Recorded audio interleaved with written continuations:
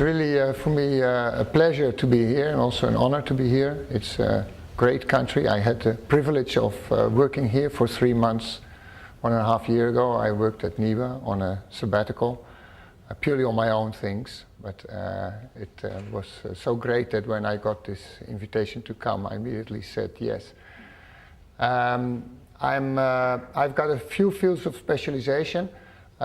Mostly I work on estuaries, on tides and salt intrusion. That is my main field. And the other field is on rainfall runoff modeling related with flood prediction, etc. And more in general, I work in water resources management and all issues related with development and use and management of water resources. This presentation about the Netherlands, I have kindly made use of a lot of material that my good friends and colleagues Bas Jonkman and Marcel Steven made available. So I'd like to just recognize them because what I did was in fact compile a story out of a lot of material that they provided. I don't know if the lights are, if it is good enough to see. The Netherlands is, you could say, the drainage pit of large parts of Europe. And the Netherlands is where everything comes together. It is draining the Rhine, which starts in Switzerland, flows through Germany and parts of France, and then ends up in the Netherlands. And the Maas, which is another one, which starts in France and goes through Belgium and then to the Netherlands. And the famous King Louis XIV, the French king, he said that the Netherlands wasn't much more than French sediment. So this French king, he was rather famous for wanting to own the world. He said, well, Holland is nothing more than French deposits. So he found that was a good, hi Hillary, I found that was a good reason to occupy the Netherlands. But in fact it's true, the Netherlands is built of fluvial deposits from mostly international rivers. And it's very low lying. I think I don't have to use the pointer yet. Everything that's bluish here is under sea level. And some parts are very deep under sea level. And if you land on Schiphol, which is about 4 to 5 meters below sea level. So this is all below sea level. And we have done that ourselves because these used to be peat areas and we started draining them. And as the peat is drained, it subsides until you reach the clay layers underneath, and that's more or less where we are there. So we have nicely oxidized our land, and that's why we're under sea level. And what's worse, although about 30% of the country is really under sea level, there is a large part which we consider to be flood prone, because the floods can easily inundate large parts of the land. If we wouldn't have flood protection, then about 60% of the country would be under flooding threat. And this is the picture that we often use to make that clear to the public. If we wouldn't have our flood protection, then the town of Amersfoort would be Amersfoort on the beach, on the sea. And this whole part of the Netherlands would then have to be abandoned, which happens to be the economically most valuable land. So this is a picture to illustrate it. It's vertically to scale, it's horizontally not to scale, as you may imagine, but it shows that the sea with its high tide and low tide is about here, the sea level, and then the land is all below that. And our infrastructure here, the dikes, they carry the water that we pump out into these dikes and then evacuate to the sea. And you generally have the highest part in the Netherlands, the lower part of the Netherlands, the highest part is the water. So you wouldn't be surprised to see boats, ships passing higher than where you are. Now, this is challenged from many sides. We have frequent storm surges from the sea. We have sea level rise. We have coastal erosion. We have salt intrusion that goes from underneath. There's the land subsidence, there's a very intensive development which creates less space for water to be stored. And well, there are expectations that also the precipitation pattern is changing, and then we have to deal with increasing river discharges from upstream and also decreasing discharges during the summer period. So there are many, many challenges that we have to face in our water management. A little bit more detailed look into how the country is drained. The dunes are well above sea level, and so are often the banks of the river. But the river water itself is generally much higher than the land. And the deepest areas that have been drained, we pump them into these canals. From this canal we pump it back into the river, or from here you pump it in this one then goes again in that one, and that. So there's a whole system of pumping from lower to higher. And in the past that was all done by windmills. Now these are the flooding threats that we are facing. You could separate 3 flooding threats. This threat is the simplest one. It's just intensive rainfall and the drainage capacity is not sufficient, and then it causes some nuisance to, in this case, our cattle, but there can very well be recently built up homesteads where the drainage was not very well taken care of, and then you have to deal with some unpleasant situations. What we can also have is that these dikes fail, internal dikes. They do not have such very high protection levels as an outside dike would have, which has much higher level of security, but they can fail also. And it happened a few years ago that one of these dikes failed. It was a peat dike, and then some neighborhoods were flooded. And it caused havoc, because people said, well, this in Holland should never happen.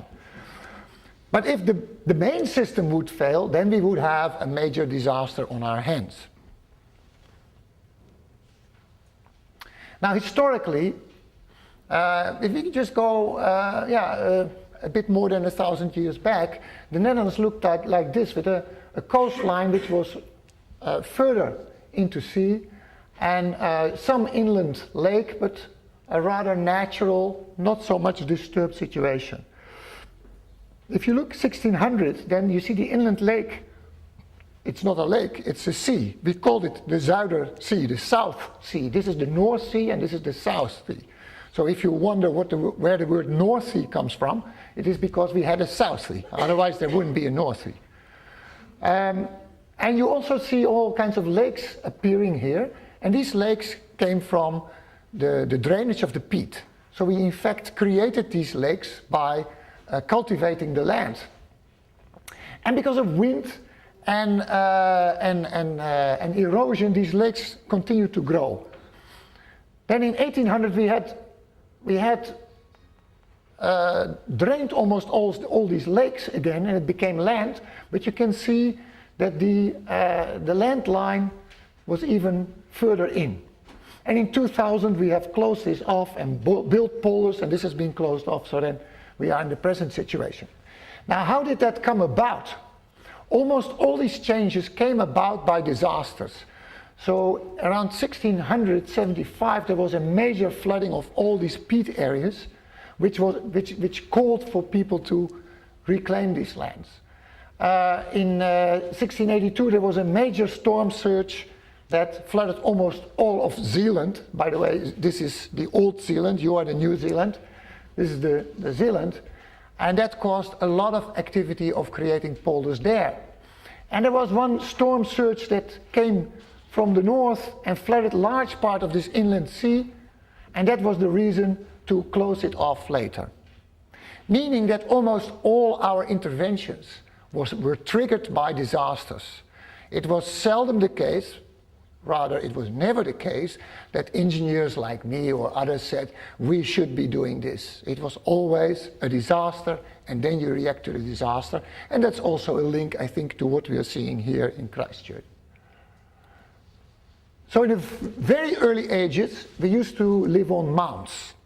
And this is actually documented by the Roman historian Pliny, who described that the Frisians, they were in his eyes, incredible barbarians, and they lived under extremely poor circumstances on little mounds, and when there was high tide, then they looked like shipwrecked people, and when there was low tide, they were living in a major clay mud flat with no access to animals that they could shoot, so they wondered how people could survive on these mounts. But that was the original way that people dealt with a highly active environment. These are all these peat lakes that existed in the 16th and start of the 17th century, and that then were gradually reclaimed.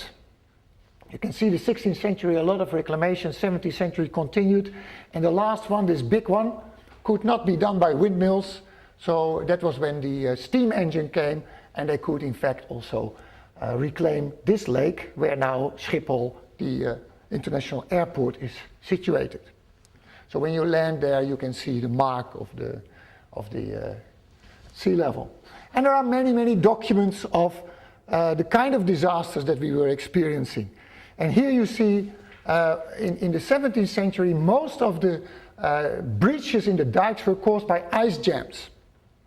You must imagine that the River Rhine, after a cold winter, carried a lot of ice with it, and then the ice sort of, if you had a small constriction in the river, it built up, and then you got so much more resistance that it started overtopping the banks, and then the banks failed by overtopping, and they were very frequent during the Little Ice Age, and that was the most important reason for dike failure in that period. And then after the dike was broken, then they tried to repair it again, of course. But the one that's fresh in our memory is the storm surge disaster in Zeeland in 1953. I myself only recall it from the stories of my parents, because I was only 1 year old when this happened. But it was a major storm surge disaster, after which the Netherlands said, now this should never happen again. And this part of the country was flooded, it's rather big, and people did desperate things to close breaches in the dike, so they put ships there and then tried with sandbags to fill it up. Because in a tidal area, when you have a dike that bursts in the tidal area, the tide continues to go in and out, and you cannot close it. With a river, it's different. After a river dike has burst, or when I say dike, I mean stop bank, but we call it dikes. So when a dike has burst, then generally the water goes away again, and you can quietly close the breach. But in a tidal area you can't, because you are below sea level, so the water continues to flow in and out, and the breach only grows and grows and grows. So if you don't do anything immediately, it's almost impossible to close these breaches. And that led to what we call the Delta Plan, the major closure of all these large estuaries. And the plan was to actually build closure dikes in all of them, and this one would then remain fresh, and this one would remain saline but without tide, and this one would also remain fresh. But we got in the 1970s a lot of opposition from fisheries, but also from environmental people who said this is a very valuable estuary for wildlife, I mean birds primarily, but also seals, and for fish and mussels, and we have to maintain that. It should remain tidal and saline. And then our government decided to make this into a storm surge barrier, which could be opened, or which would remain open most of the time, but which would only be closed during storm surges. And that is this storm surge barrier consisting of 3 reaches. And well, if you ever go to the Netherlands, then do go there. It is an impressive piece of work. But as things go, nowadays we are even thinking of abandoning it again. Because it appeared that although we maintained the tide, the tide inside is of course less than outside. And this is rather difficult to explain in simple words, but it leads to that sandbanks within the estuary are eroding. So, and yeah, there on the sandbanks there is much of the bird life, much of the seals are living there. So now, for environmental reasons, we are again thinking of taking it out again and restoring the natural environment. Environmental considerations have always been extremely important in the Netherlands. You can imagine the people living here nicely along the dike, and this dike used to be not much higher than this. So if you looked from your top floor window, you could overlook the sea. And then in the 1970s, when I was a student, there were plans to raise these dikes. That was necessary because we made calculations of the risk involved. So there were plans to raise the dike. But the environmental people said, no, but look at these beautiful dikes. They have trees and old houses there. We cannot just start raising them because we destroy the landscape and everything. So there was a lot of opposition. And in the end, our government said, well, okay, let's give the Greens what they want. It also saves us a lot of money, so we won't do anything. Of course, engineers like me said it was a foolish thing to do, but they don't listen to reason. But then, fortunately, well, I say fortunately, yeah, then fortunately we had a few minor floods. Not big floods, minor floods. And minor floods is what water managers need. Every few years, a minor flood, that keeps people's mind active and on edge, and then we can do our necessary things. Yeah? So after these floods, there was a lot of political unrest, and of course people were blamed because behind this dike, a lot of people had to be evacuated. The military came in to strengthen the dike. I don't know what this does, to be honest, but anyway, the military had thought we are going to protect the dike. And then after that, the government said we need to do something serious.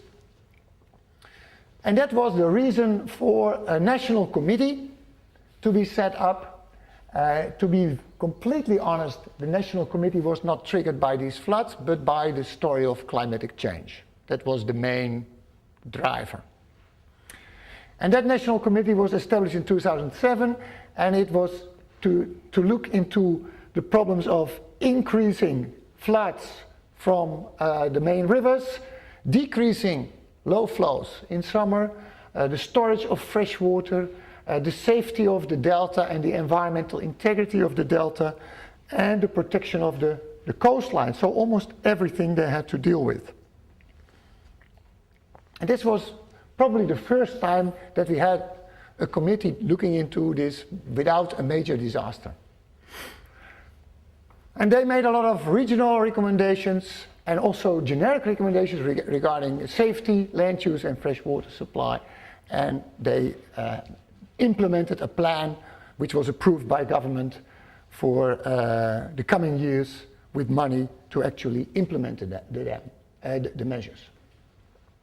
And these measures had to do with all these challenges of coastal protection, sea level rise, flood protection along the rivers, storage of fresh water, and the saline environment in Zeeland. Now what they said after submitting their report, they say, is this an acute problem? That means, are we in acute danger?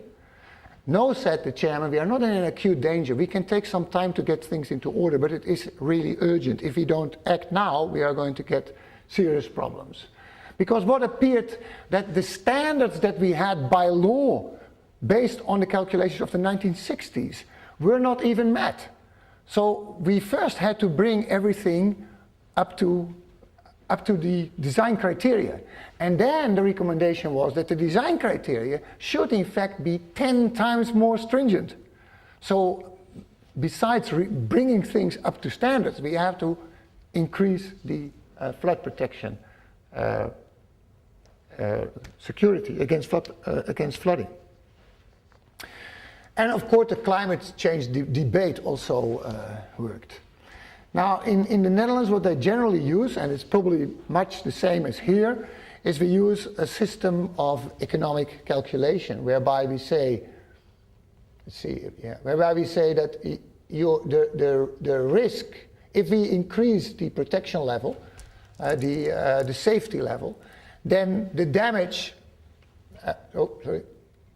then the economic damage will decrease. So the higher the investment, the lower the damage.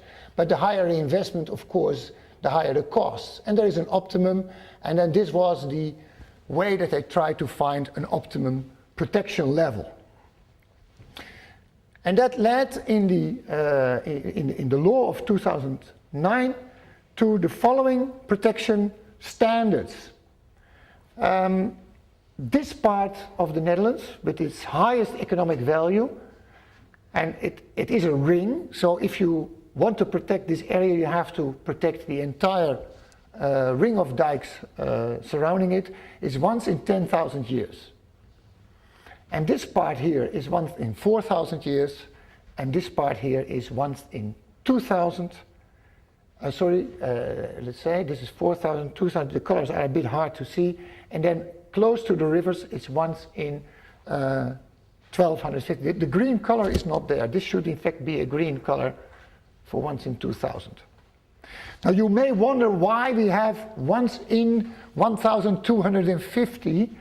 Well, this is again something like a political compromise. One said it should be once in 1,000, another said no, it should be once in 2,000, so they negotiated the outcome, which is of course rather strange. But the level of, or the probability of failure is linked to the economic value of the land. Then they did an assessment of all the dikes after a lot of these, first this, what is the flood impact if there is a failure? There are casualties, like we had in New Orleans. You have, of course, a lot of damage. You have also production losses, as we saw in Thailand. Or you may have an accumulation of impacts, domino effects, energy supply, roads getting destroyed, which then result again in further economic losses. So these things are all part of the calculation. One of my colleagues made the calculation that if the dikes fail here in these 2 points, this is Savenije, which is the harbor of The Hague, this is Ter Heide, a weak point in the dunes. If that would fail, then all this blue part would inundate. This is 5 to 6 meters, this is 0 to 1 meters, and it would lead to a lot of fatalities, casualties in this area. And of course, when I came to live here, because Delft is here. Delft itself, you see, is rather high and rather safe. I lived here, we live here, so we are also safe. I mean, of course, I had this knowledge, so I knew where to go. But in this area, in fact, there are a lot of new settlement area, new building, new real estate developments, and a lot of housing schemes. Well, that doesn't look very smart to do it that way. Not only because we are afraid of dikes bursting here, but also inland dikes. What we see here, these are inland drainage systems. If a little dike fails here, that whole neighborhood goes underwater. So we have to rethink this. Now the colors are not completely visible. The green apparently doesn't come through, but we looked at the actual safety of all these dikes, and we found out that 60% of them were safe. But below standards is what you see here in dark. About 33% is not up to the required standards by law. That means that a lot of work needs to be done bringing these into shape.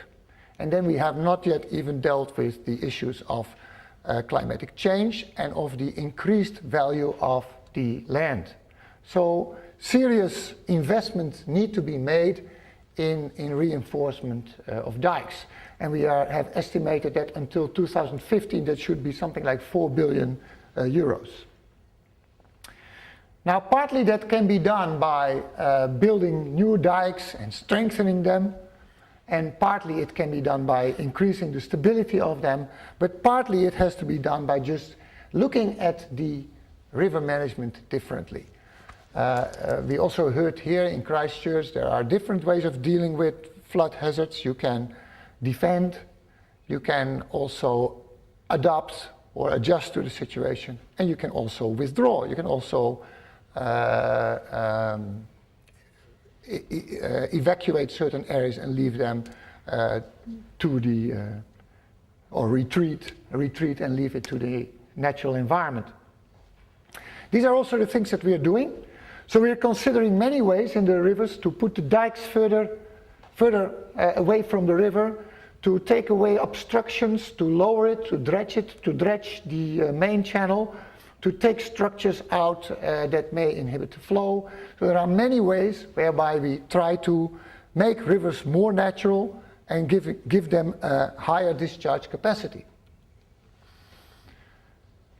And the same is in the coastal area. The coastal area has dunes, and we cannot just renew the dunes. What can you do? So the plan is that we pump sand from far out of the sea, and we put additional sand on the beaches so that that can blow up to the dunes and keep the dunes healthy. There are, of course, a couple of places where that is not possible. We have a couple of dikes, hard barriers in the dune ridge, and also in Scheveningen, the famous bath town of The Hague. There is, the housing is directly on the beach, and there we have to think of something else. But what we have recently implemented is a new way of bringing sand to the beach and to nourish the beach with fresh sand. This is the weakest part of the coastline, and this was in the highest need of additional sand. And the plan that was in the end chosen was to make an enormous dump site, in fact a mound or a peninsula of sand. It's exactly at the location of this weakest chain, and then this would naturally distribute along the coastline. And this is, by the way, an extremely attractive part. People do kite surfing here, and people come from all over Europe because they say this is the best place to do kite surfing. So it attracts a lot of tourism as well. And here you see how it developed. It started like this, then they pumped it out. This was more or less when it was when the works were done, and this is how it is now gradually evolving. Well, the other thing that I just said is this storm surge barrier is most probably going to be removed in the future, because we need to get the sediment discharges in this estuary back to more sustainable levels. But that would of course mean that we have to heighten all the dikes along the estuary. So these are some of the most complicated things that we are dealing with.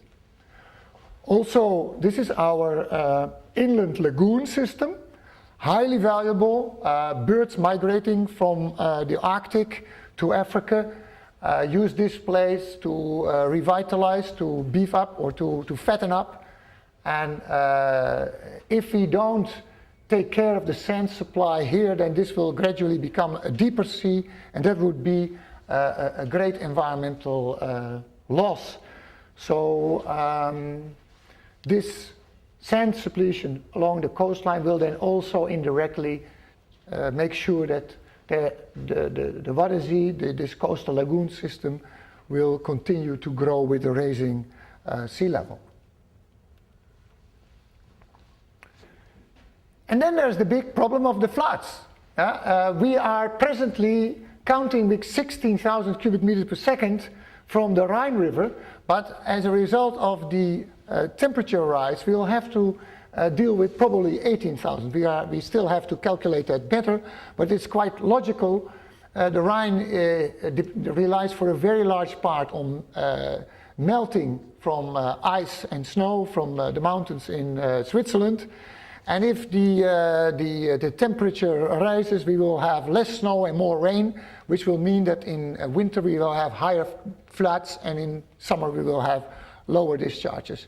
This is something which is, you don't need to think of changing weather patterns, just the temperature rise will cause this. So we have to deal with bigger floods in the Rhine. And to do that, we look at how these rivers can better be modified to evacuate these floods. There is this, what we call Room for the Rivers program. This is the city of Nijmegen with one branch of the main branch of the Rhine passing by here. This was, by the way, the bridge too far from Montgomery. There was the fight over this bridge. But we are now thinking of making a flood escape way to the back, and by doing that creating more discharge capacity, and also making very attractive environmental systems, and even for people to live here that will be very attractive. Although these houses of course have to cope with floods, but if you have good building regulations, then that can be done, of course. This is an example of ongoing work in another branch of the Rhine, where already we have constructed these floodways. They are very attractive from environmental point of view, but they also serve a purpose of increasing the flood escape capacity. Then we have the city of Rotterdam. Rotterdam, you can still see an inland harbor here. These used to be important harbors within the city. Nowadays the harbor is completely outside, it's offshore, and these harbors are more for recreational purposes. But the fact is that Rotterdam is very close to the tidal river. That means that if you would have a storm surge, then the city of Rotterdam is immediately affected. So how are we going to deal with that? The most important activity is that we build a storm surge barrier in the estuary connecting Rotterdam to the sea. And this is a storm surge barrier which normally these two doors lie in here. Then when the storm surge comes, they pump water into this basin, it floats up, and then you just float them into the river, after which they are sunk, and then they close during a short period of high tide. Here you see that it is sunk, so you have high level here, low level there. And then, of course, this cannot last long, because meanwhile the river cannot discharge its water. And if the water level here is higher than there, then the whole structure fails. Then the doors float out to sea, and then we are lost. So this can actually only close during very short periods of time, just to withhold a storm surge. And we have had to close this now for a couple of times. But there will be a need for many more of these storm surge barriers, and this is just an inventory of a couple that still have to be made. And there are all kinds of innovative ideas, inflatable barriers, or barriers that are made of textiles. There are many ideas to do that. And there is also the option of building flood protection within the urban landscape. So we could have roads on the quays. We could use the buildings also as part of the flood defense. We have slightly more modern ships nowadays, but this is just to illustrate the size. And then, of course, during eventualities, we can build up temporary structures. And these are things that you can easily fit into a densely populated environment. Now, what about the future? We are expecting in the next 100 years, in the next century, between 0.5 meter and 1 meter sea level rise. That may sound a lot, but if you look historically, over the last 20,000 years we have had 120 meters sea level rise. That was since the last ice age, which is 6 millimeters per year on average. And 6 millimeters per year is 60 centimeters per age. Yeah? So that's in the same order of magnitude. So what we are facing today is very similar to what we have been facing in the past. This is what people sometimes forget. Of course, there is a human effect. It is going faster than it would otherwise go, but it is not something that our natural system cannot cope with.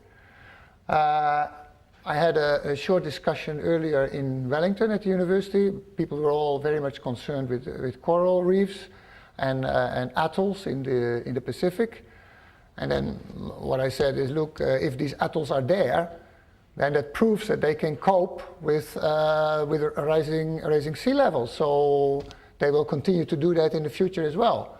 And the levels of rise are not much more, or are not more, they are less than what they have had to cope with in the past. So if you are concerned about coral islands, then you should be concerned about the health of the coral. So keep it healthy and don't pollute it and don't destroy it, and then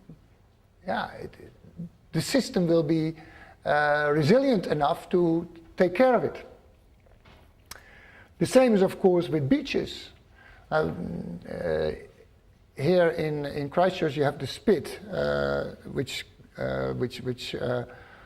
goes from north to south, which protects the lagoon where the Avon and the Heathcote, do I say that correctly, come in. Now that spit is there, and the fact that it is there means that it can cope with sea level rise.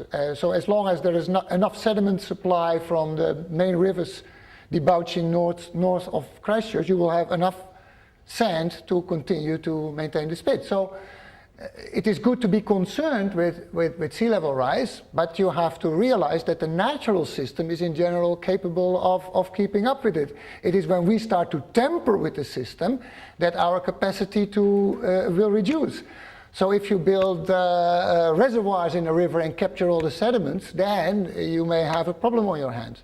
Or if you reduce the capacity of the system to flood and to deposit sediments, then your land will no longer accrete, as we did in the Netherlands. Because this is what we did in the Netherlands. There is the natural land subsidence that we have as a result of post-glacial rebound, but this dip here was our own doing by draining the peat. And on top of that, there is the sea level rise. But you can see that the sea level rise is much less than what we have done ourselves.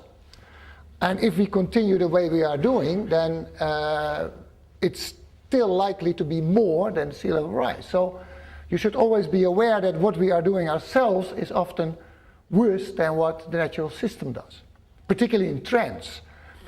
If you talk about climate, then the fluctuations of the climate are generally much more concerning than the trends.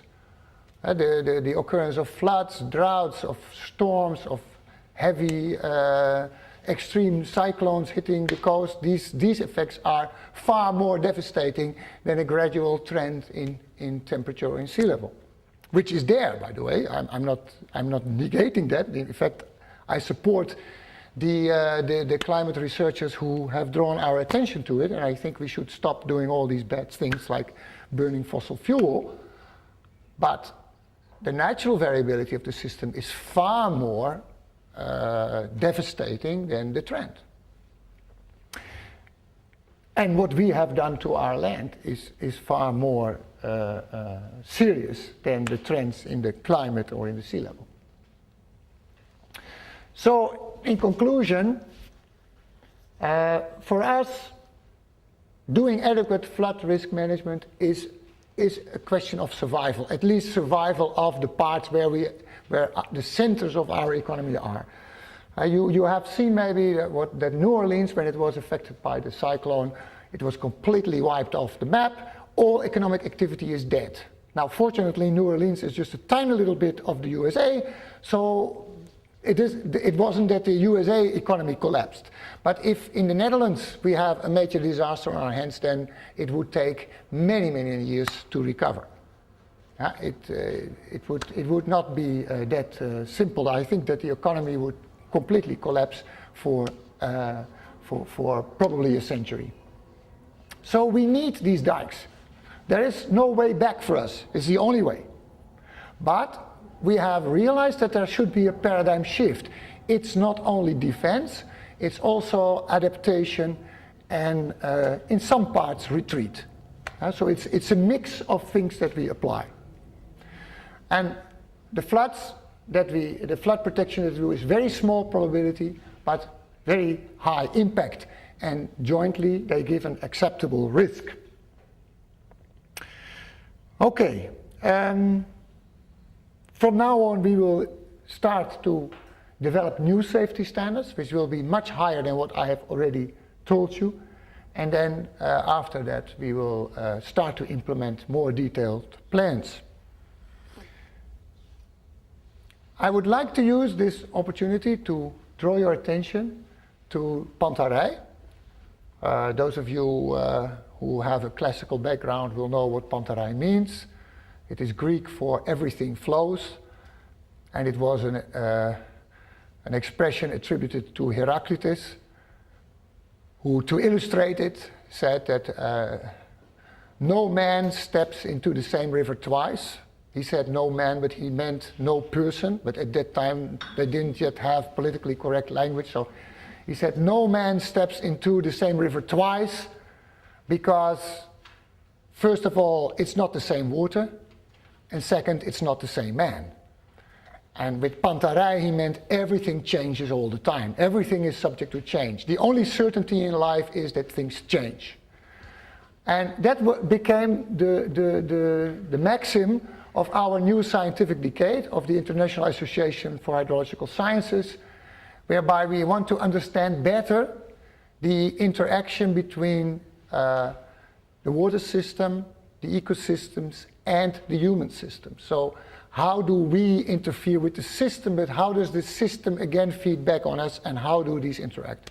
So that when we understand these interactions better, we will also be better able to investigate feasible futures. By all means, join this. It's a completely new initiative, and you can access it through the IHS website, or otherwise just Google pantarij and IHS and you will find ways of joining. And this is my last slide. I think it is from New Orleans, but I'm not even sure. But it is something that, this is a way of coping with floods that we should not forget, because it doesn't have to be ugly. Instead, in fact, it can be very nice to live a bit higher up and to flood-prone your own environment. This is what I wanted to present, and then let's see if we can have some discussion going.